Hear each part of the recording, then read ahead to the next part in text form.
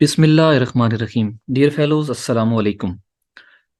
Dear fellows, आज जो हम टॉपिक डिस्कस करने जा रहे हैं वो है ट्रांसपोजेबल एलिमेंट्स। जेनेटिक्स का एक बहुत ही इम्पोर्टेंट टॉपिक। और इस टॉपिक के बारे में डिटेल अक्सर कम ही मिलती है, तो हम कोशिश करेंगे कि एक ही लेक्चर में, अगरचे ये थोड़ा सा लेंथी लेक्चर होगा, लेकिन एक ही लेक्चर में हम इसके तमाम जो है वो मेन मेन पॉइंट्स इस टॉपिक के क्लियर कर लें। ट्रांसपोजेबल एलिमेंट्स, जैसा कि आप जानते हैं कि वो जीन्स होते हैं जो अपनी लोकेशंस चेंज करते रहते हैं। एक सिंपल अगर हम इसकी बात करें तो लेक्चर के कंटेंट्स हमारे सामने हैं। हम इन तमाम कंटेंट्स को इस एक ही वीडियो में कवर करने की कोशिश करेंगे। ट्रांसपोजेबल एलिमेंट्स होते क्या हैं, उनके ट्रांसपोजिशन का बेसिक प्रोसीजर क्या होता है, कितने पाथवेज होते हैं, ये जो जीन्स होते हैं इनकी क्या करेक्टरिस्टिक्स होती हैं, इनकी किस किस्म की सीक्वेंस होती है, ट्रांसपोजिशन का प्रॉपर जो प्रोसेस है, मेन मैकेनिज्म वो क्या होता है। एग्जाम्पल्स हम इसकी कुछ देखेंगे। और म्यूटेशंस के ऊपर या एवोल्यूशन के ऊपर ट्रांसपोजिशन के क्या असरात होते हैं, और जो इनके कंसिक्वेंसेस हैं पॉसिबली, वो हम इस लेक्चर में देखेंगे। तो ये कंटेंट्स हैं हमारे। इन कंटेंट्स के साथ जो है वो हम आगे बढ़ेंगे। जी, transposition, transposable elements, pathways, characteristics, transposition का प्रोसेस, उनकी एग्जांपल्स, उनका इन्फ्लुएंस और उनकी कंसिक्वेंसेस। तो हम देखते हैं जी, ट्रांसपोजेबल एलिमेंट्स क्या होते हैं। जैसा कि हमने पहले भी सुना हुआ होगा, स्टूडेंट्स ने पहले भी सुना होगा कि ये क्या होते हैं। ट्रांसपोजेबल एलिमेंट्स जो हैं इनको हम ट्रांसपोजोन्स भी कहते हैं, या जंपिंग जीन्स भी कहा जाता है। Are the DNA elements that move are transpose within the genome and between the genomes, यानी वो डीएनए की सीक्वेंस, वो डीएनए का पोर्शन या वो जीन्स जो कि अपनी जगह चेंज करते हैं, ट्रांसपोज ट्रांसपोज करते हैं, मूव करते हैं जीनोम के अंदर या बिटवीन जीनोम। सबसे पहले ट्रांसपोजेबल एलिमेंट्स को जो है वो बारबारा मैकक्लिंटॉक जो हैं, ये साइंटिस्ट हैं, इन्होंने 1950s में इनको डिस्कवर किया। However, the idea that some genetic information may not be fixed within the genome was slow to find acceptance. इस आइडिया को एक्सेप्ट करना भी मुश्किल था कि मतलब कि जो जीन्स हैं वो अपनी लोकेशन चेंज कर रहे हैं। Transposons are present in the all genomes of all organisms from bacteria to humans. Recent genomic sequencing has revealed that almost 50% of human genome is derived from the transposable elements. Humans genome का भी कहा जाता है कि 50% जो genome है वो transposable elements पर मुश्तमिल है। Data from human genome sequencing suggests that some genes may have evolved from transposons, and the activity of transposon help to modify and reshape the genome. Transposable elements जो हैं वो तीन तरीकों से ट्रांसपोजिशन करते हैं। थ्री पॉसिबल वेज हैं transposition के, आपके सामने लिखी हुई हैं। Simple transposition, replicative transposition and retro transposition. काफ़ी ज़्यादा ट्रांसपोजेबल एलिमेंट्स होते हैं बैक्टीरिया, फंजाई और प्लांट्स में, और तीन उनके जनरल टाइप्स हैं, तीन पाथवे हैं, simple, replicative and retro transposition. तो हम सबकी डेफिनेशन देखते हैं। सबसे पहले सिंपल ट्रांसपोजिशन। सिंपल ट्रांसपोजिशन नाम से ही आपको जाहिर हो रहा होगा कि वो ट्रांसपोजेबल एलिमेंट्स जो कि सिंपली ट्रांसपोजिशन करें, सिंपली मूव करें। कैसे? They are also called conservative transposition. Transposable element is removed from its original site and transfer to the new target site. यानी एक सिंपल ट्रांसपोजेबल एलिमेंट्स है, फॉर एग्जांपल ये आपके सामने डीएनए है, इतना एरिया ट्रांसपोजेबल एलिमेंट है, यानी ये एक जीन है, ये यहां से रिमूव होगा, कट होगा और नई जगह पे जाके इंसर्ट हो जाएगा। यानी हम इसको सिंपली कट एंड पेस्ट भी कह सकते हैं। और अमूमन ये बैक्टीरिया में और यूकैरियोटिक स्पीशीज में जो है ये पाए जाते हैं। तो ये सिंपल ट्रांसपोजिशन है।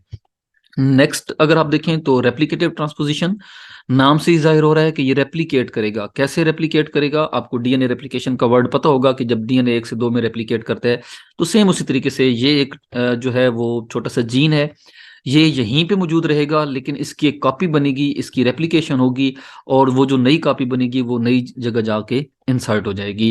Replicative transposition involves the replication of the transposable elements and insertion of the newly made copy, और उसकी जो नई कॉपी बनेगी वो किसी सेकंड साइट की पे जाके जो है वो इंसर्ट हो जाएगी। ओरिजिनल जो ट्रांसपोजेबल एलिमेंट्स होगा वो ओरिजिनल लोकेशन पे ही रहेगा, और ये अनकॉमन होते हैं।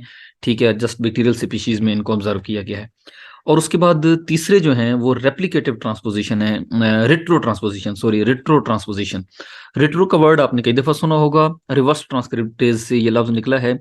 जो कि रेट्रो, ऐसे ट्रांसपोजेबल एलिमेंट्स जो कि रेट्रो ट्रांसपोजिशन के जरिए जो है वो मूव करते हैं। रेट्रो ट्रांसपोजिशन, इनको रेट्रो ट्रांसपोजोन्स कहा जाता है, या रेट्रो एलिमेंट्स, या रेट्रोपोजोन्स भी कहा जाता है।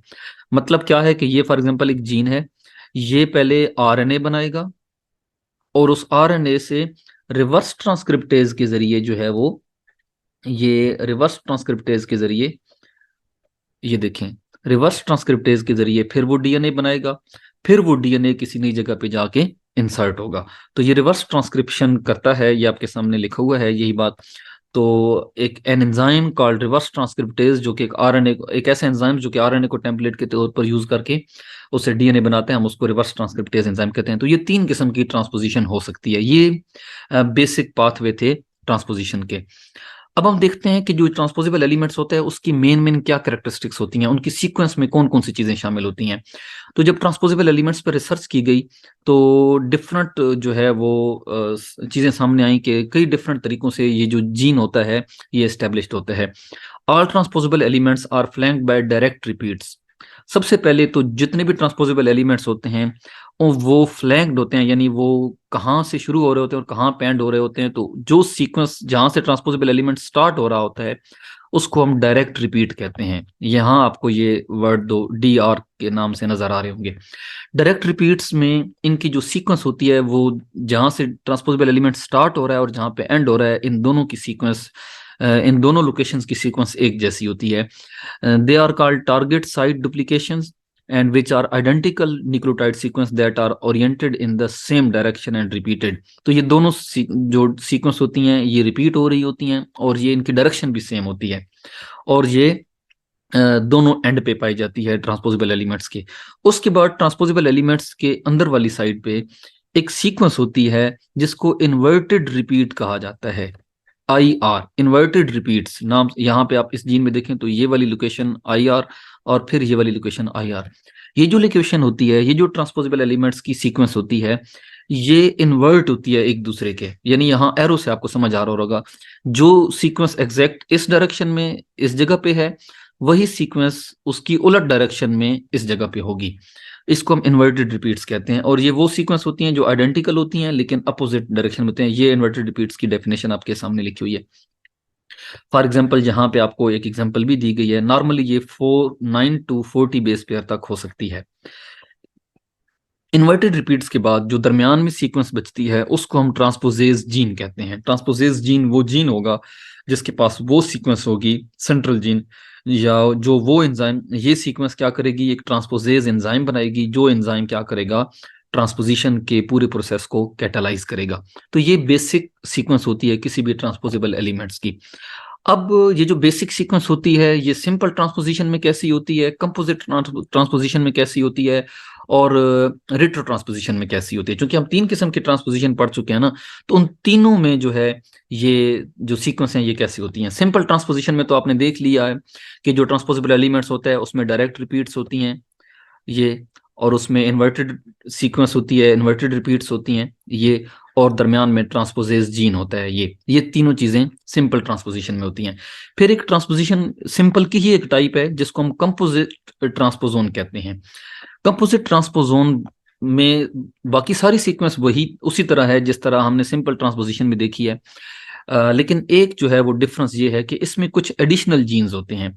और वो एडिशनल जीन्स किस चीज के लिए होंगे, फॉर एग्जांपल बैक्टीरिया में हम देखें तो वो एंटीबायोटिक रेजिस्टेंस का जीन हो सकता है, यानी इन्वर्टेड रिपीट्स के बाद एंटीबायोटिक रेजिस्टेंस का जीन हो सकता है, फिर उसके बाद इन्वर्टेड रिपीट्स हैं और फिर जाके डी आर यानी डायरेक्ट रिपीट्स हैं। तो ये सारी सीक्वेंस यहाँ से लेकर यहाँ तक ये पूरा क्या है, ये ट्रांसपोजेबल एलिमेंट का एक जीन है जिसके अंदर उसका डायरेक्ट रिपीट्स, इन्वर्टेड रिपीट्स, और उसमें ट्रांसपोजेबल एलिमेंट्स का जो असल जीन है वो, और फिर कुछ एडिशनल जो हो सकती हैं वो एंटीबायोटिक रेजिस्टेंस हो सकती हैं, यानी ये जीन्स हो सकते हैं। और अमूमन आपको पता है कि ये बैक्टीरिया की ही एक करेक्टर है।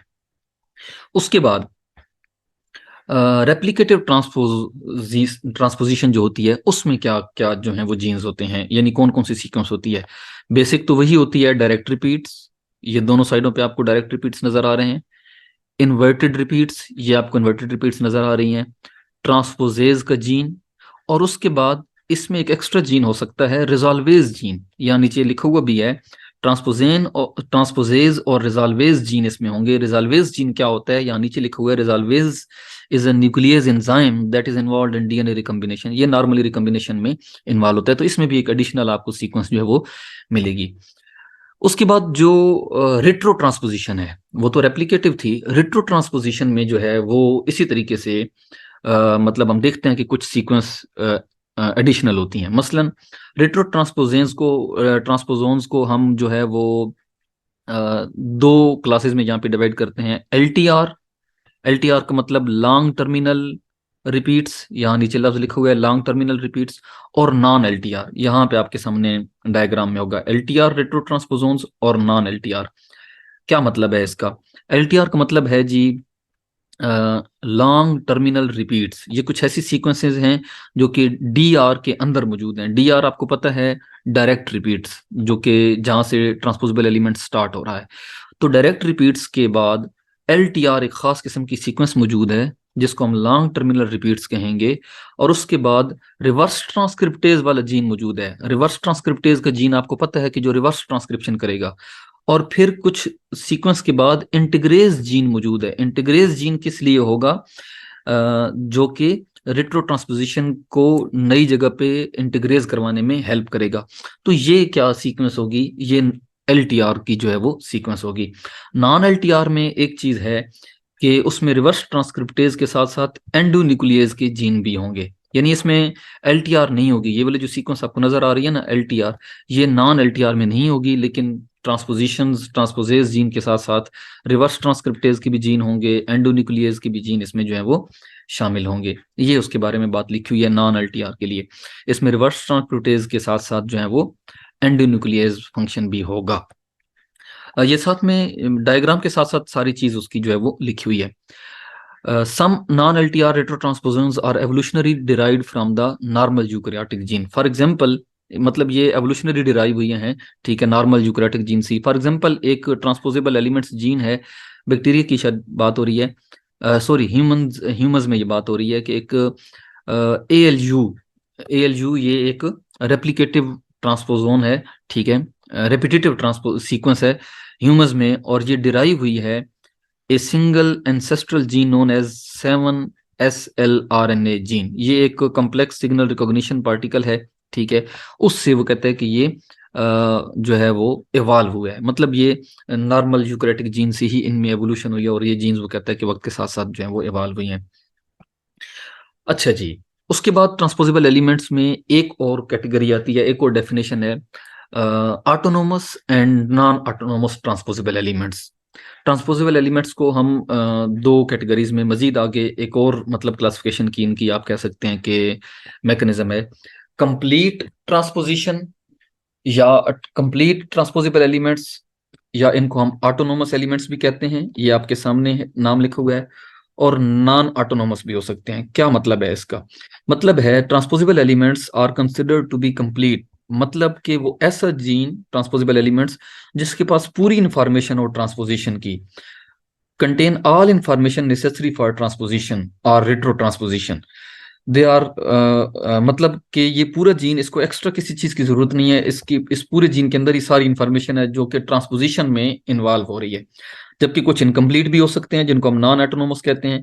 दे lack gene such as transposase और रिवर्स ट्रांसक्रिप्टेज। ये होगा ट्रांसपोजेबल एलिमेंट, यानी ये ट्रांसपोजिशन करेगा लेकिन इसके अपने पास वो इंफॉर्मेशन नहीं है। तो फिर क्या होगा? ये ट्रांसपोजिशन कैसे करेगा जब इसके अपने पास वो इंफॉर्मेशन नहीं है? तो फिर ये होगा कि ये जो non autonomous element transposable element होगा, ये उस वक्त ट्रांसपोजिशन करेगा जब इसके नजदीक कोई और ट्रांसपोजेबल एलिमेंट्स होगा। तो ये खुद इसके अपने पास कोई इंफॉर्मेशन नहीं है। एग्जांपल से हम बात को समझते हैं। मैकलिंटॉक ने एक ट्रांसपोजेबल एलिमेंट डिस्कवर किया कॉर्न के अंदर, जिसको हम DS के नाम से जानते हैं, डिसएसोसिएशन हम इसको कहते हैं। आगे डिटेल में जब एग्जांपल आएगी तो आप इसको देख लीजिएगा। एक नॉन DS एलिमेंट एक नॉन ऑटोनोमस एलिमेंट है जिसके अपने पास ट्रांसपोजेज जीन नहीं है, लेकिन इसके साथ ही एक और ट्रांसपोजेबल एलिमेंट, एक और ट्रांसपोजेबल जीन होता है जिसको हम AC कहते हैं या AC एलिमेंट कहते हैं। ये AC एलिमेंट, इसको हम एक्टिवेटर एलिमेंट भी कह सकते हैं, ये DS एलिमेंट के नजदीक होता है। तो जब AC एलिमेंट होगा, क्योंकि इसके पास ट्रांसपोजेज जीन है, ये अगर डीएस वाले जीन के नजदीक होगा तो फिर डीएस वाला जीन भी क्या करेगा, ट्रांसपोजिशन कर सकेगा। और अगर ए सी एलिमेंट उसके नजदीक नहीं होगा तो वो डीएस एलिमेंट जो है वो ट्रांसपोजिशन नहीं करेगा। तो ये मतलब इनमें एक एग्जांपल होती है। तो ये जो सारी बातें थी, हमने ट्रांसपोजेबल एलिमेंट्स क्या था, उनके पॉसिबल पाथवे क्या थे, और उसकी जो करेक्टरिस्टिक्स थी वो हमने देखी हैं। अब हम इसी वीडियो को आगे चला रहे हैं। प्रॉपर जो ट्रांसपोजिशन का प्रोसेस है वो हम इसमें आगे देखते हैं कि ट्रांसपोजिशन कैसे होती है। तो ट्रांसपोजिशन का जो बेसिक प्रोसेस है वो कैसे होता है, हम पहले ये आपके सामने उसके मेन मेन स्टेप्स लिखे हुए हैं, आप इसको रीड कर लीजिएगा। डायग्राम से हम इसको सिंपली समझते हैं। ये आपके सामने एक डायग्राम है। फॉर एग्जांपल ये एक ट्रांसपोजेबल एलिमेंट्स है, actually few hundred to several thousand base pairs इसकी लेंथ हो सकती है। और ये फॉर एग्जांपल इसकी आई आर है, इन्वर्टेड रिपीट्स है, यानी यहां से इसने कट होना है। ट्रांसपोजेज एक एंजाइम होगा, वो आई आर को, इन्वर्टेड रिपीट्स को रिकॉग्नाइज करेगा, और रिकॉग्नाइज करने के बाद इसको यहां से क्लीव कर देगा, यानी यहां से इस जीन को तोड़ देगा, कट कर देगा दोनों किनारों से, और इसको यहां से रिलीज कर देगा इस ओरिजिनल जगह से। यहां से ये देखें, फॉर एग्जांपल ये ट्रांसपोजेज एंजाइम था, इसने इस लोकेशन से ट्रांसपोजेबल एलिमेंट जीन को क्या करवा लिया, कट कर लिया यहां से, इसको मतलब आप रिमूव कर दिया। ट्रांसपोजेज एंजाइम इसको एक न्यू साइट पे लेके जाएगा, और वहां पे जाके क्या करेगा, उस जगह को भी क्लीव करेगा जहां पे लेके जाएगा, और वहां पे इसको इंसर्ट कर देगा। ये देखें फॉर एग्जांपल ये लोकेशन है, ये आपके सामने लोकेशन है। मैं इसको हाइलाइटर को चेंज करता हूँ। ये देखें जी, ये आपके सामने नजर आ रही है लोकेशन। ये एक सीक्वेंस है, ठीक है। इस जगह पे क्लीव करेगा ट्रांसपोजेज एंजाइम जो है, ट्रांसपोजेज एंजाइम। और जब यहाँ से ये जगह कट हो गई तो इस जगह पे उसने वो वाला, ये जो सारा था, ये आपके सामने नजर आ रहा है आपको, ये ट्रांसपोजेबल एलिमेंट, ये इस नई जगह पे जाके टारगेट साइट पे इंसर्ट कर दिया। और ये वाली जो जगह यहाँ पे आपको नजर आ रही है, खाली नजर आ रही है, ये खाली जगह, ये गैप दोबारा जो है ये डीएनए रिपेयर मैकेनिज्म के जरिए इस गैप को यहाँ पे फिल कर दिया गया। तो ये एक बेसिक जो है वो मैकेनिज्म था, इसको हम सिंपल ट्रांसपोजिशन भी कहते हैं। ये आपके सामने लिखा हुआ है सिंपल ट्रांसपोजिशन। इसी के बारे में ये 3-4 स्टेप पिछली स्लाइड पे आपको सारे मिल जाएंगे कि कैसे एंजाइम ट्रांसपोजेज जो है, ये एंजाइम जो है ये कैसे इस सारे प्रोसेस को, पहले ट्रांसपोजेबल एलिमेंट को रिमूव करता है ओरिजिनल साइट से, और इन्वर्टेड रिपीट्स को जो है वो बाइंड करता है, कैसे इन्वर्टेड रिपीट्स के साथ वो बाइंड होता है, और डीएनए वहां से क्लीव्ड हो जाता है, फिर उसको ओरिजिनल साइट पे, न्यू साइट पे लेके जाता है, ठीक है। उस न्यू साइट को भी पहले ये एंजाइम क्लीव करता है वहां पे, और उस जगह पे ट्रांसपोजेबल एलिमेंट को क्या कर देता है, इंसर्ट कर देता है, और जो गैप्स होते हैं उन गैप्स को जो है वो फिल कर दिया जाता है, ठीक है। तो ये एक बेसिक जो है वो डीएनए रिपेयर मैकेनिज्म के जरिए उन गैप्स को फिल कर दिया जाता है। ये एक बेसिक ट्रांसपोजिशन का प्रोसेस था, ये पिक्चर आपके सामने है। उसके बाद छोटी सी एक बात लिखी हुई है कि ट्रांसपोजेबल एलिमेंट्स जो हैं, चूंकि वो एक जगह से दूसरी जगह कट पेस्ट, ये सिंपल ट्रांसपोजिशन की हम बात कर रहे थे, और सिंपल ट्रांसपोजिशन को हमने कट एंड पेस्ट कहा था। यानी सिंपल ट्रांसपोजिशन नजर तो ऐसे आता है कि वो एक जगह से कट होता है और दूसरी जगह पे जाके पेस्ट हो जाते हैं। तो अपनी तादाद कैसे बढ़ाते हैं होंगे, क्योंकि तादाद तो अगर हम नॉर्मली देखें तो तादाद तो नहीं बढ़नी चाहिए थी, क्योंकि वो ट्रांसपोजेबल एलिमेंट्स जो है वो सिर्फ एक जगह से कट हो रहा है और दूसरी जगह पे जाके पेस्ट हो रहा है। लेकिन बाजों का ऐसा भी देखा गया कि सिंपल ट्रांसपोजिशन से भी ट्रांसपोजेबल एलिमेंट्स की तादाद काफी बढ़ रही है। How can this happen? तो उसका आंसर ये है कि बाजू का सिंपल ट्रांसपोजिशन जो है वो डीएनए रेप्लिकेशन के दौरान होती है। ये देखें पिक्चर से आपको सारी बात समझ आ जाएगी। फॉर एग्जांपल डीएनए रेप्लिकेशन हो रही है, यहां तक डीएनए रेप्लिकेशन हो चुकी है, और यहां पे ट्रांसपोजेबल एलिमेंट रेप्लिकेशन में मौजूद थे, और यहां से ट्रांसपोजेबल एलिमेंट जो है इस स्ट्रैंड से वो कट हुआ, और कट होके इस नई लोकेशन पे आके आप देख रहे हैं पेस्ट हो गया। अब इससे क्या हुआ कि ये जो डीएनए का स्ट्रैंड था ये तो रेप्लिकेट हो चुका था, और इस रेप्लिकेट जो डीएनए का स्ट्रैंड हो चुका था जिस जगह से, वहां पे ये दो ट्रांसपोजेबल एलिमेंट्स थे, और जारी बात है जब रेप्लिकेट हुआ तो ये भी दोनों रेप्लिकेट हो गए, यानी पहले तो एक था लेकिन रेप्लिकेट हो गया। लेकिन रेप्लिकेशन अभी यहां तक पहुंची है, और यहाँ आगे रेप्लिकेशन अभी तक नहीं पहुंची इस डायरेक्शन में, लेकिन यहाँ से ट्रांसपोजेबल एलिमेंट जो है वो कट पेस्ट होके इस जगह पे, नई जगह पे आ गया। जब वो नई जगह पे आ गया तो उस नई जगह पे तो अभी रेप्लिकेशन होनी है। जब वो रेप्लिकेशन हो जाएगी तो वो जारी बात है यहाँ भी मौजूद है, क्योंकि पहले रेप्लिकेशन यहाँ तक हुई थी। ये आप ऊपर वाली पिक्चर से इसको मैच कर कर सकते हैं। और यहाँ पे ये वाला ट्रांसपोजेबल एलिमेंट तो मौजूद है, लेकिन यहाँ वाला जो था वो यहाँ पे आ गया इस लोकेशन पे। जब वो इस लोकेशन पे आ गया तो उसके बाद यहाँ पे रेप्लिकेशन भी हुई, तो वो फिर अब आप देख सकते हैं अब वो इस दो जगह पे मौजूद है। तो इस तरीके से सिंपल ट्रांसपोजिशन की मदद से भी ट्रांसपोजेबल एलिमेंट्स क्या करते हैं, अपनी तादाद जो है वो बढ़ाते हैं। अच्छा, अगली बात, ये तो सिंपल ट्रांसपोजिशन की बात हो गई। रिवर्स ट्रांसपोजिशन में क्या होता है? रिवर्स ट्रांसपोजिशन में क्या होता है कि एक आरएनए बनता है। आपको पता है रिवर्स ट्रांसपोजिशन में एक डीएनए से पहले आरएनए बनता है और वो आरएनए फिर नया डीएनए बनाता है। ये भी आपको डायग्राम से समझ आ गई होगी, यहाँ से समझ आ जाएगी। हम एक एग्जांपल लेते हैं, T Y element. T Y yeast में ये मौजूद होते हैं ट्रांसपोजेबल एलिमेंट। ये रिवर्स ट्रांसक्रिप्टेज एंजाइम बनाते हैं। ये देखिए रिवर्स ट्रांसक्रिप्टेज एंजाइम है ये, और ये रिवर्स ट्रांसक्रिप्टेज ये ट्रांसपोजेबल एलिमेंट है। ये आरएनए यहाँ पे बनाएगा, और आरएनए से जो है वो डीएनए बनेगा। कैसे? रिवर्स ट्रांसक्रिप्टेज एंजाइम की मदद से। और वो डीएनए कई नई लोकेशंस की पे जाके जो है वो इंसर्ट हो जाएगा। तो इसको हम क्या कहते हैं, ये retro transposition. In a series of steps reverse transcriptase uses RNA as template. Simple सी बात लिखी हुई है, और उसको एक इंटीग्रेज जीन की मदद से नई जगह पे उनको क्या कर देगा, ये इंटीग्रेज का नाम लिखा हुआ है, नई जगह पे उनको इंसर्ट कर देगा टारगेट पे। अच्छा, फिर आपने रेट्रो ट्रांसपोजिशन में एलटीआर और नॉन एलटीआर का जिक्र वहां पीछे पढ़ा था।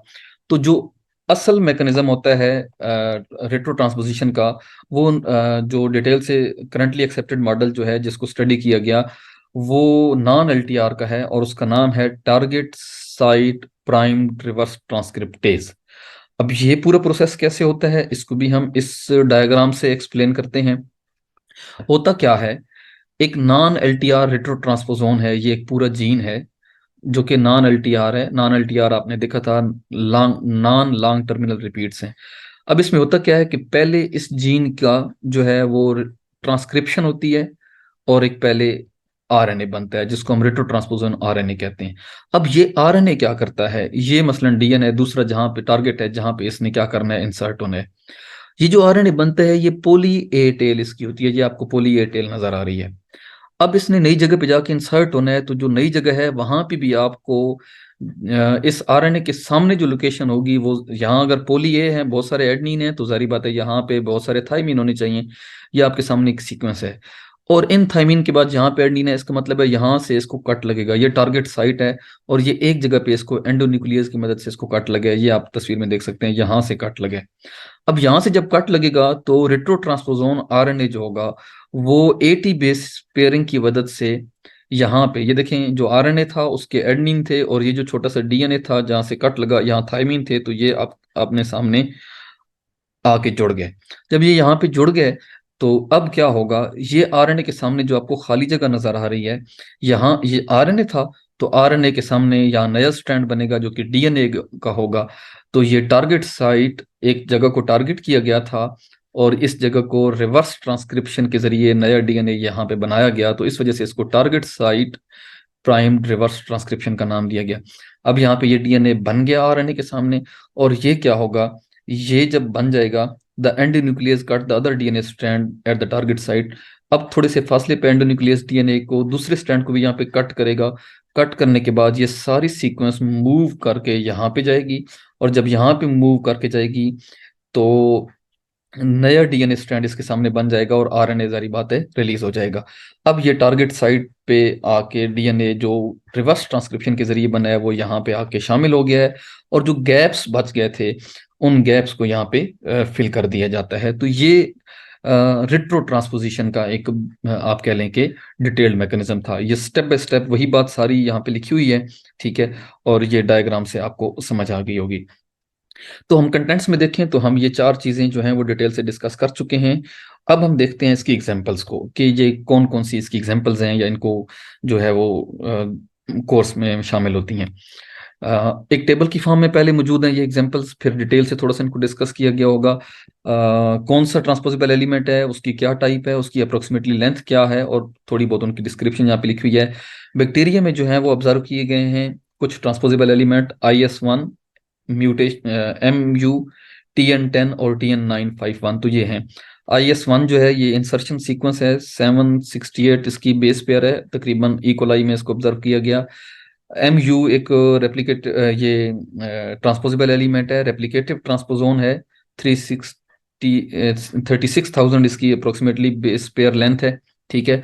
और ये इकोलाई में जो है वो ऑब्जर्व किया गया। MU इसका नाम म्यूटेशन की वजह से है, ठीक है, म्यूटेट, चूंकि म्यूटेशन की वजह से बना, या जो भी इसकी डिटेल है बाद में हम कुछ देखते हैं। TN10 जो है ये कंपोजिट ट्रांसपोजोन है, 9300 इसकी बेस पेयर है, और ये भी डिफरेंट बैक्टीरियल ट्रांसपोजोन्स और में इसको स्टडी किया जाता है, और ये एंटीबायोटिक रेजिस्टेंस इसमें शामिल होती है। TN951 ये भी कंपोजिट ट्रांसपोजोन है, और ये लैक्टोज को मेटाबोलाइज करने में यूज होता है। यीस्ट में ट्रांसपोजेबल एलिमेंट ऑब्जर्व किए गए, TY एलिमेंट, LTR रेट्रो ट्रांसपोजोन है, और 6300 इसकी बेस पेयर लेंथ है, 35 कॉपीज इसकी यीस्ट में जो है वो पर जीनोम ऑब्जर्व की गई। इसी तरीके से ड्रोसोफिला में P एलिमेंट्स और copia like elements, P elements simple transposons हैं, और कोपिया लाइक एलिमेंट्स जो हैं वो LTR रेट्रो ट्रांसपोजोन्स है। ये इनकी बेस पेयर लेंथ हो सकती है। और P एलिमेंट्स जो हैं ये ड्रोसोफिला की एक P स्ट्रेन होती है, उसमें इनको ऑब्जर्व किया गया। कोपिया लाइक एलिमेंट्स जो हैं ये भी ड्रोसोफिला में ऑब्जर्व किए गए, ठीक है। 5 to 100 कॉपीज पर जीनोम इनकी ऑब्जर्व की गई। ह्यूमंस में जो है वो ट्रांसपोजेबल एलिमेंट है जिसको ALU सीक्वेंस कहा जाता है, जो कि नॉन LTR है, और ये इसका नाम एक साइन है, शॉर्ट सीक्वेंस होती है ये। हम आगे देखेंगे कि ये साइन और यहाँ पे एक वर्ड लिखा हुआ है लाइन, तो ये दोनों सीक्वेंस क्या हैं।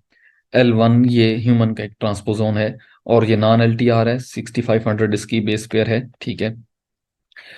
अच्छा जी, प्लांट्स में ACDS एलिमेंट ये जो है वो कार्बन में ऑब्जर्व किए गए, सिंपल ट्रांसपोजोन है, 4500 इनकी बेस पेयर लेंथ होती है, ठीक है। जिसमें से जो है वो DS हमने थोड़ा सा पीछे देखा भी है, लेकिन आगे हम डिटेल से देखते हैं, जो कि नॉन ऑटोनोमस है। और इसी तरीके से एक OPE वर्ड लिखा हुआ है, ये भी प्लांट्स में LTR रेट्रो ट्रांसपोजोन्स है, ये भी कुछ प्लांट्स में जो है वो ऑब्जर्व किए गए। तो ये डिफरेंट एग्जाम्पल्स हैं, डिफरेंट इनकी जो है वो अबंडेंस है मुख्तलिफ स्पीशीज में। फ्रॉग में 77% ट्रांसपोजेबल एलिमेंट्स ऑब्जर्व किए गए, कॉर्न में 60%, ह्यूमंस में 45%, माउस में 40%, फ्रूट फ्लाई में 20%, नेमाटोड में 12%, यीस्ट में 4% एंड बैक्टीरियम में 0.3%। ये नॉर्मली एक डिफरेंट परसेंटेज जो है। अब हम थोड़ा सा इनकी एग्जांपल्स को थोड़ा सा डिटेल के साथ देखते हैं। AC and DS elements in मेज, कॉर्न में ना, जिनकी वजह मेन ये जो कॉर्न जो है ना, कॉर्न से ही इनको ट्रांसपोजेबल एलिमेंट्स को जो है वो डिस्कवर किया गया। बारबारा मैकलिंटॉक जो थी, ये फीमेल साइंटिस्ट थी, 1965 में इन्होंने जो है सबसे पहले कॉर्न के अंदर इनको आइडेंटिफाई किया। और इसकी जो डिस्कवरी थी वो एक और साइंटिस्ट थे, रोलिंस ए इमर्सन, इन इनके काम की वजह से थी। रोलिंस ए इमर्सन ने जो है वो कॉर्न के कुछ जीन्स को ऑब्जर्व किया था, जिनकी वजह से कॉर्न में जो है वो मकई के जो मतलब दाने होते हैं उनमें मल्टी कलर्ड कर्नल्स जो हैं वो इसने मुख्तलिफ किस्म की वैरायटीज ऑब्जर्व की थी। तो इस मल्टी कलर्ड कर्नल्स की वजह से जो है वो मैकलिंटॉक ने सोचा कि ये किस इनकी रीजन क्या है। तो जब वो उनकी रीजंस के पीछे गई तो उन्होंने देखा कि ये कुछ जीन्स है। यानी ये आपको पिक्चर नजर आ रही होगी, मकई के दानों पे मुख्तलिफ किस्म के कलर्स की जो आपको ये नजर आ रही हैं बैंड सी, इसकी वजह से हुआ क्या, most corn kernels are either wholly pigmented, या तो पहले तो ये था कि जो वो मकई के दाने होते हैं वो तो या तो मुकम्मल तौर पर पिगमेंटेड होते थे या मुकम्मल तौर पर कलरलेस थे।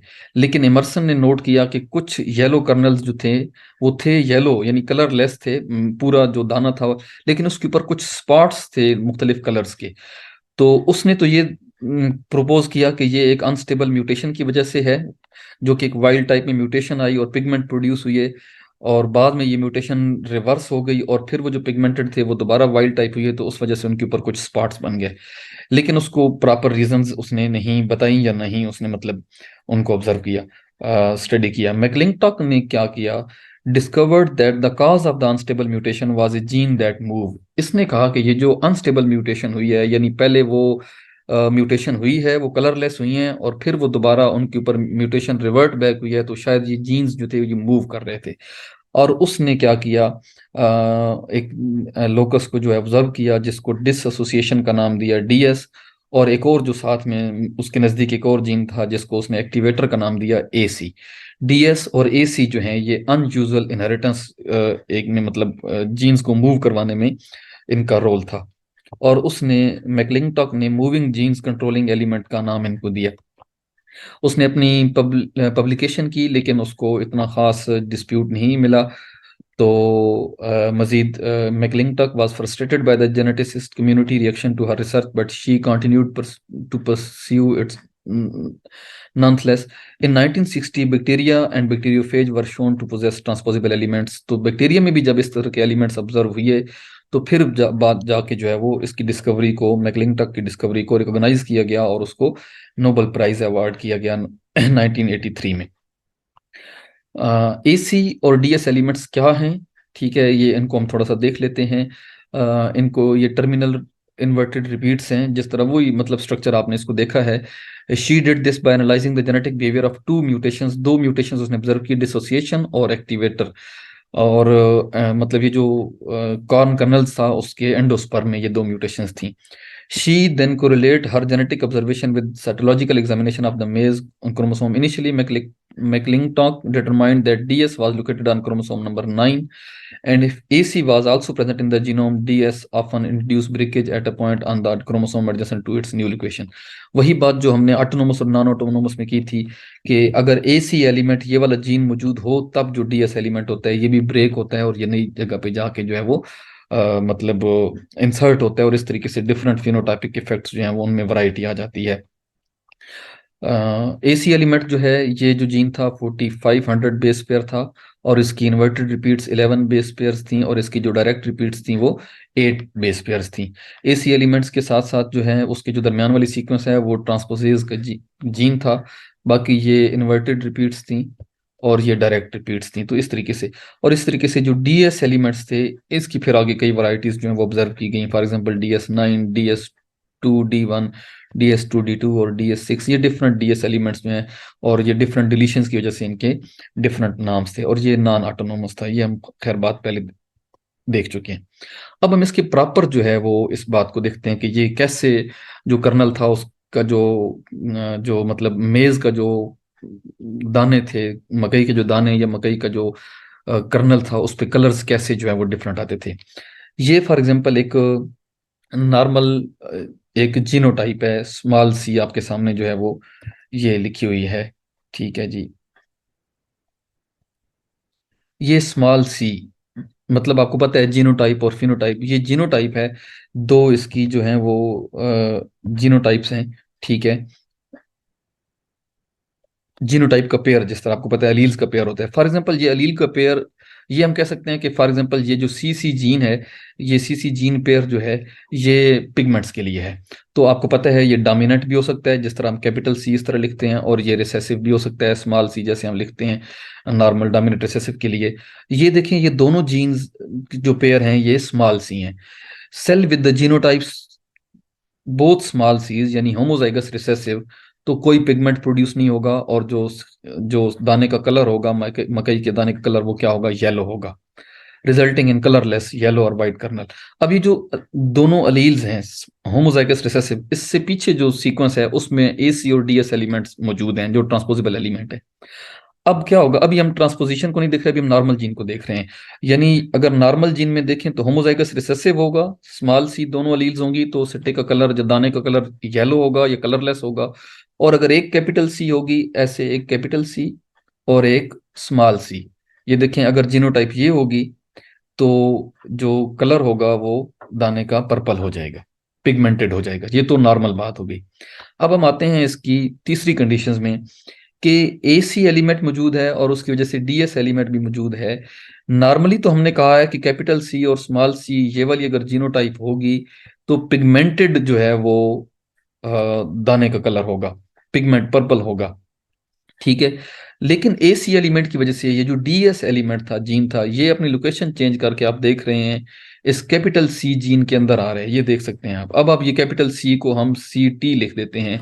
मतलब क्या है कि अब इसमें वो ट्रांसपोजिशन हो गई है। अब ये जो C वाला जीन था, कैपिटल C वाला जो अलील थी, अब इसके अंदर यहाँ से डीएस एलिमेंट यहाँ पे जंप करके यहाँ पे आ गया है, तो अब ये क्या करेगा, वैसे तो इसने पर्पल कलर शो करना था, लेकिन अब ये क्या, क्योंकि डीएक्टिव हो गया, इसकी जीन को डिस्टर्ब कर दिया गया, तो अब कोई पिगमेंट नहीं बनेगा और कलरलेस ही होगा।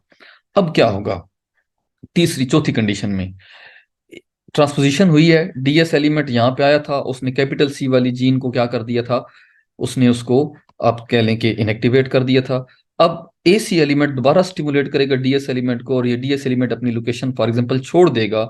तो अब जब वो पहले आके अपनी लोकेशन छोड़ रहा है, तो अब उस जो मतलब पर्पल कलर वाला कैपिटल सी वाला जीन है वो दोबारा अपने आप को एक्टिवेट करेगा, और उसी पे क्या होगा, अब ये आपको डॉट्स नजर आ रहे हैं, यानी वो डीएक्टिव हुआ, कैपिटल सी अलील डीएक्टिव हुई इस ट्रांसपोजेबल एलिमेंट की वजह से, और फिर वो डीएस एलिमेंट क्योंकि वहां से निकल गया, ये इस तरह निकल गया अब अगली लोकेशन पे, लेकिन ये और ये जो कैपिटल सी वाला अलील थी, अब ये अपने आप को दोबारा एक्टिवेट कर रही है, तो दोबारा जब एक्टिवेट कर रही है तो ये अपना पर्पल कलर जो है वो पिगमेंट दोबारा प्रोड्यूस कर रही है इस तरीके से, यानी ये अपनी लोकेशंस जो है वो जीन कर रहे हैं, यानी जीनोटाइप जो थी वो दोबारा जब मतलब चेंज होगी ट्रांसपोजिशन के बाद, तो वो अपना कलर दोबारा वो रीगेन कर रहा है। तो इस तरीके से ये ट्रांसपोजिशन जो है वो ऑब्जर्व की गई।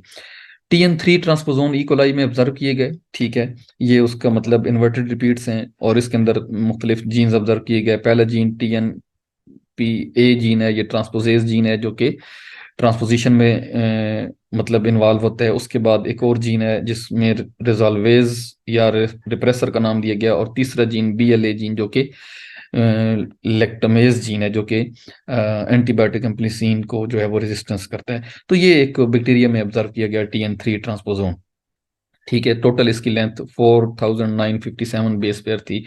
इसी तरीके से बैक्टीरियोफेज का एक जो है वो ट्रांसपोजेबल एलिमेंट ऑब्जर्व किया गया बैक्टीरियोफेज में, जिसको MU कहते हैं, बैक्टीरियोफेज MU का मतलब म्यूटेटर, क्योंकि ये जो बैक्टीरिया पे अटैक करता था तो म्यूटेशन काज कर देता है, ठीक है। नॉर्मली ये लिटिक साइकिल की तरह नहीं बैक्टीरिया को लिटिक लाइसिस नहीं कर देता, बल्कि ये ई कोलाई के जीन में अपने आप को इंसर्ट कर देता है और आगे इस तरीके से मूव करता रहता है। मसलन ये है कि ये नॉर्मल एक बैक्टीरिया का जीन है जो कि लैक्टोज के लिए मतलब लैक जीन है, और उसमें अब बैक्टीरियोफेज का जीन इंसर्ट हो गया है, तो ये अब उसके अंदर इंसर्ट हो गया है, तो ये इस तरह उसकी लाइफ साइकिल में चलता रहेगा। तो ये भी एक ट्रांसपोजेबल एलिमेंट के तौर पर स्टडी किया जाता है। यीस्ट में कुछ ट्रांसपोजेबल एलिमेंट्स स्टडी किए गए जिनको हम TY एलिमेंट्स कहते हैं, ट्रांसपोजेबल यीस्ट। ये तकरीबन 5900 बेस पेयर लॉन्ग था, ठीक है, और इसकी सीक्वेंस को डेल्टा सीक्वेंस कहा जाता है, ठीक है। इसके अंदर खास किस्म की सीक्वेंस ये डेल्टा सीक्वेंस इसकी हैं, दोनों तरफ से तकरीबन 334 बेस पेयर्स या ऑलमोस्ट 340 बेस पेयर्स, और दरमियान में जो और पूरा जो था ये 6300 बेस पेयर्स का ऑब्जर्व किया गया। लॉन्ग टर्मिनल रिपीट्स भी इसमें थी, और ये मुख्तलिफ किस्म के TY एलिमेंट्स जो थे ट्रांसपोजेबल यीस्ट एलिमेंट्स को ऑब्जर्व किया गया या स्टडी किया गया। इसी तरीके से ह्यूमंस में कुछ ट्रांसपोजेबल एलिमेंट्स जो हैं वो स्टडी किए गए, ठीक है। यूकरियाट मुख्तलिफ यूकरियाट्स में जो कि होते हैं, तो ह्यूमन में भी ऑब्जर्व किए गए। The major families of human transposons are long interspersed elements and short interspersed elements, LINEs and SINEs, ये दोनों जो हैं वो ऑब्जर्व किए गए। नॉर्मल 30% तक ये हो सकते हैं ह्यूमन जीनोम में, और long inter suppressed elements lines ये 1000 to 10,000 बेस पेयर्स हो सकते हैं, और तकरीबन 21% ह्यूमन जीनोम की फैमिलीज में ये मौजूद होते हैं। और science short inter suppressed elements जो हैं ये 500 बेस पेयर्स तक इनकी लेंथ होती है। और इसकी एक एग्जांपल ALU सीक्वेंस है जो तकरीबन 1 million copies in human genome, about 13% जो है ये हो सकता है। तो ये सारी चीजें एग्जांपल्स थी, एग्जांपल्स को आप ये चंद एग्जांपल हमने डिस्कस किए हैं। आखिर आखिर में हम इनका म्यूटेशन और एवोल्यूशन पे जो असरात हैं वो देखते हैं, और उनके जो पॉसिबल कंसिक्वेंसेस हो सकते हैं वो देख सकते हैं। Lines and signs proliferate in human genome at fairly low rate. In about one live birth in 100, an ALU or L1 sequence has been inserted into a new site in the human genome. Rarely, a new insertion can disrupt a gene that cause phenotypic abnormalities. बहुत कम humans में इनकी proliferation का rate बहुत कम है, और बाज़ औक़ात geneticist जो हैं हैव अर्ज that most transposition events are deleterious, मतलब ट्रांसपोजिशंस की वजह से डिलीटेरियस इफेक्ट्स होते हैं, जो कि जब डिलीटेरियस इफेक्ट होंगे तो आपको पता है कोई भी जीन जो कि हार्मफुल होता है तो वो नेचुरल सिलेक्शन में एलिमिनेट हो जाता है। कुछ इनके एडवांटेजेस भी ऑब्जर्व किए गए हैं, मतलब ये एक म्यूटेशंस पे इनके असरात हैं और एवोल्यूशन पे हैं। बाजू का ये ट्रांसपोजेबल एलिमेंट्स की वजह से डिलीटेरियस इफेक्ट आ जाते हैं, जो कि फिर नेचुरल सिलेक्शन में जो है वो रिमूव हो जाते हैं, और बाजू का एडवांटेजेस भी आ जाते हैं। ठीक है, मसलन ग्रेटर जेनेटिक वेरिएबिलिटी आ सकती है, रिकम्बिनेशन बेहतर हो सकती है। तो ये इस तरीके से, फॉर एग्जांपल हम बैक्टीरिया में बात करें तो एंटीबायोटिक रेजिस्टेंस जीन्स जो हैं वो जानदारों को सर्वाइवल में एडवांटेज देते हैं। इसी तरीके से जो है वो एक्सॉन शफलिंग भी हो सकती है, मतलब researchers have also suggested that transposition may cause the insertion of exon from one gene into another gene thereby producing a new gene with the novel function. जाहिर बात है एक्सॉन्स जो हैं वो उनमें शफलिंग आ सकती है तो नए फंक्शंस आ सकते हैं। ठीक है, this controversy remains unresolved, but it is clear that transposable elements can rapidly enter the genome of an organism and proliferate quickly. बाज़-औक़ात वो बहुत उनका रेयर प्रोलिफरेशन होती है, लेकिन कुछ जानदारों में उनकी प्रोलिफरेशन जो है वो काफ़ी स्पीड से होती है। मसलन ड्रोसोफिला में एक ट्रांसपोजेबल एलिमेंट ऑब्जर्व किया गया जिसको पी एलिमेंट कहते हैं। वो इंट्रोड्यूस किया गया ड्रोसोफिला की स्पीशीज में 1950s में, और इंट्रोड्यूस करवाने से पहले कुछ ड्रोसोफिला मेलानोगास्टर को कलेक्ट कर लिया गया, उन ड्रोसोफिला मेलानोगास्टर को जिनके पास पी एलिमेंट्स जिनके जीन में नहीं था। और बाद में 50 in the last 50 years P element has expanded through out the Drosophila melanogaster population world wide. पूरी दुनिया में ड्रोसोफिला में वो पी एलिमेंट्स उनके जीन्स में फैल गए, और सिर्फ उस स्ट्रेन में एब्सेंट था जिस स्ट्रेन को लेबोरेटरी में कलेक्ट किया गया था 1950 से पहले। तो इसका मतलब है कि वो पूरी पॉपुलेशन में वो ट्रांसपोजेबल एलिमेंट जो है वो क्विकली फैल प्रोलिफरेट कर गया, इन्फिल्ट्रेट कर गया। इनके इनके बहुत सारे इफेक्ट्स होते हैं ट्रांसपोजेबल एलिमेंट्स के, क्रोमोसोम के स्ट्रक्चर पे, क्रोमोसोम के जीन्स के एक्सप्रेशन पे। ये हार्मफुल भी हो सकते हैं, बाजुकात नुकसान मतलब फायदेमंद भी हो सकते हैं, और बाजुकात रेडिएशन, केमिकल म्यूटेजेंस और उनकी वजह से ट्रांसपोजेबल एलिमेंट्स की मूवमेंट स्टिमुलेट भी हो सकती है। एक टेबल की फॉर्म में हम इनके पॉसिबल कंसिक्वेंसेस देख सकते हैं। क्रोमोसोम के स्ट्रक्चर पे इनके क्या असरात होते हैं। बाजुकात क्रोमोसोम्स की ब्रेकिंग हो सकती है, एक्सीजन हो सकती है, बाजुकात क्रोमोसोम्स की रीअरेंजमेंट में इनका रोल हो सकता है। होमोलोगस रिकम्बिनेशन अगर होगी ट्रांसपोजेबल एलिमेंट्स में तो वो डिफरेंट पोजीशंस पे जाके लोकेट करेंगे, तो इस तरह क्रोमोसोम्स रीअरेंज हो सकते हैं। जीन एक्सप्रेशन में ट्रांसपोजेबल एलिमेंट्स के क्या असरात हो सकते हैं। म्यूटेशन हो सकती है बाजुकात, अगर इनकरेक्ट एक्सीजन होगी, मतलब वो ठीक जगह से कट नहीं होगा, ठीक जगह पे पेस्ट नहीं होगा, तो वो म्यूटेशन ही हो जाएगी। बाजुकात किसी जीन को वो इनएक्टिवेट भी कर सकते हैं। एक नॉर्मल जीन है, उस नॉर्मल जीन में ट्रांसपोजेबल एलिमेंट आके इंसर्ट हो गया है, तो वो जारी बात है जीन इनएक्टिवेट हो जाएगा, जिस तरह आपने वो मेज वाले केस में देखा है।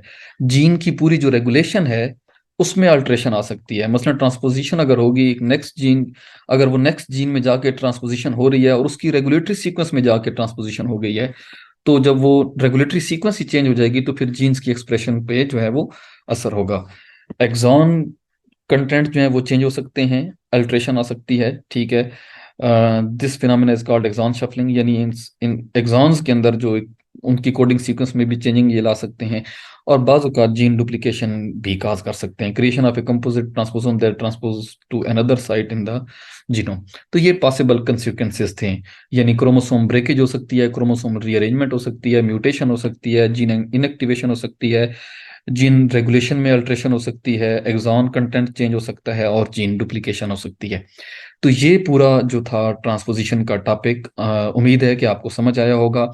कंटेंट्स को हमने जो है वो तरतीब के साथ देखा। कौन से ट्रांसपोजिबल एलिमेंट्स के पाथवे क्या हैं, ट्रांसपोजिबल एलिमेंट्स जो हैं वो उनकी एग्जांपल्स क्या है, टाइप्स कौन कौन सी हैं, तो ये सारी चीज़ें हमने इस लेक्चर में कवर की।